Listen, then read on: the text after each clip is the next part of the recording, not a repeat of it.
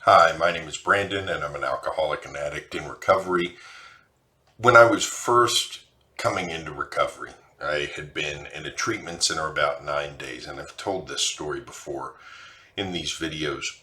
I'd been in a treatment center for about 9 days, and it was Christmas, and I got a pass to go home for Christmas. And I expected to be free of all the negative emotions that I had had prior to going into the treatment center. I expected to be able to be in the moment and to be around my family without any irritation at all, and just to be completely free of all these negative emotions that I had been feeling before I got sober and went to treatment. And what I found was the second that I pulled out of the parking lot, I was just bombarded with the real world and people cutting me off in traffic. And then when I got home, I was having a hard time staying in the moment and really enjoying being there and being where I was. And I went back to the treatment center very disappointed with myself and very disappointed that I hadn't been able to do what I thought I should have been able to do, which is just enjoy the moments of being with my family without any kind of interference from negative emotions. And my counselor looked at me and said, you've been sober for 9 days. Why would you expect something like that? You're still going to have those negative emotions. But she asked me, what did you do this time? And I told her, I went through several of the different techniques. For instance, some grounding techniques that we had learned to try to help us stay a little bit more in the moment, rather than letting our minds wander away with us. And she pointed out to me, that's the important thing. It's what you do with those emotions rather than having them or not having them that's the important thing.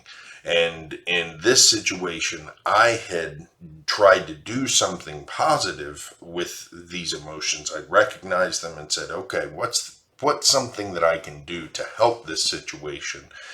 And rather than just acting out on them, which is what I used to do. I used to get negative emotions and then act out on them and get upset with other people or get irritated or give people the cold shoulder.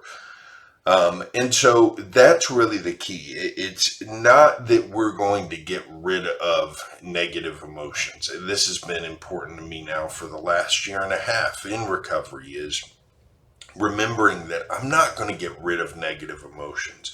I'm not going to get rid of the things that I'm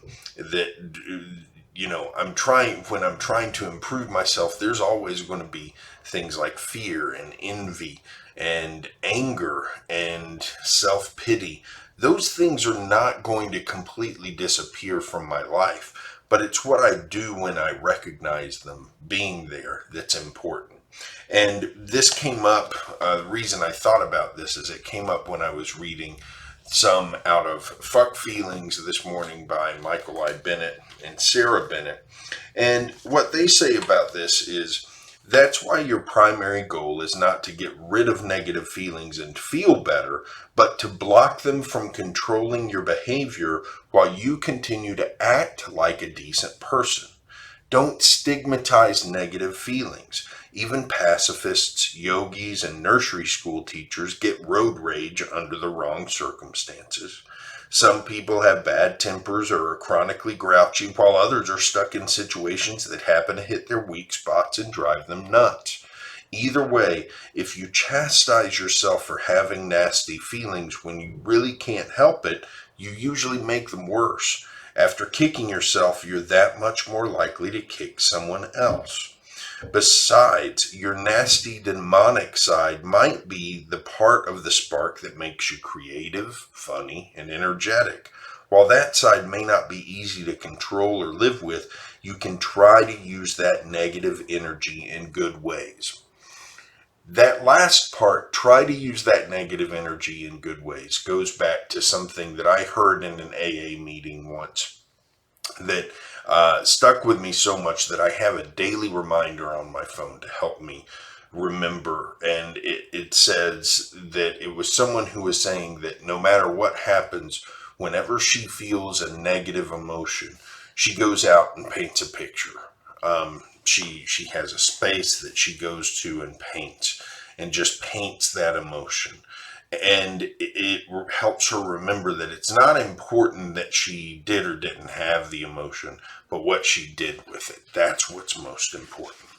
The other thing that stood out in what I read this morning was about the people, the likelihood that, if you are self-critical about negative feelings, you may surround yourself with people who are also critical of your negative feelings, and that can be a recipe for disaster. So, what the authors say about this is if you're self critical about your negative feelings, you may be tempted to live with people who dislike you as much as you dislike yourself. Naturally, this could set off a vicious cycle that brings out your worst behavior and justifies continuous self punishment. So the fact that I have negative feelings is not a reason for me to dislike myself. And that's something I got to get through my brain.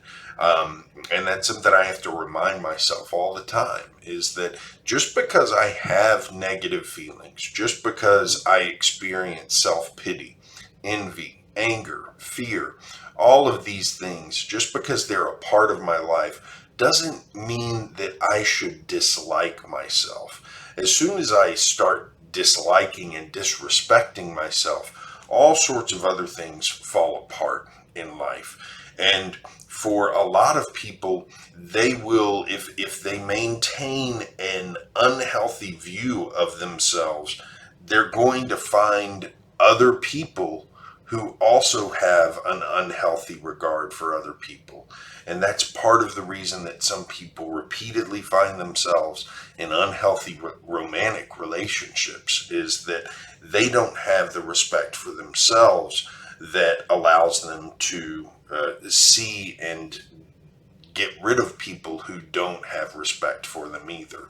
So it's really important for us to remember that just because we have negative emotions doesn't mean there's anything wrong with us. In fact, that's the way human beings are made.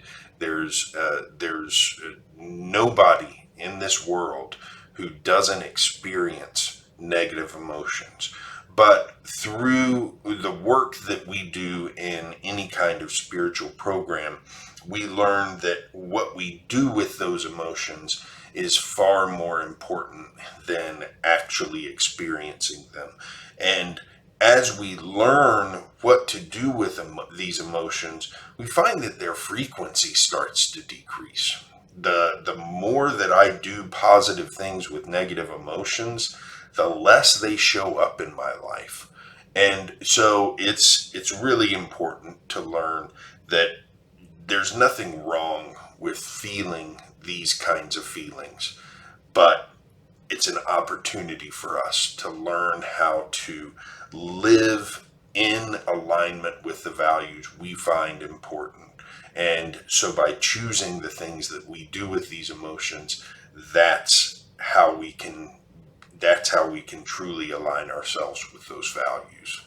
That's it for today. I'll be back here tomorrow with more. In the meantime, have a good one.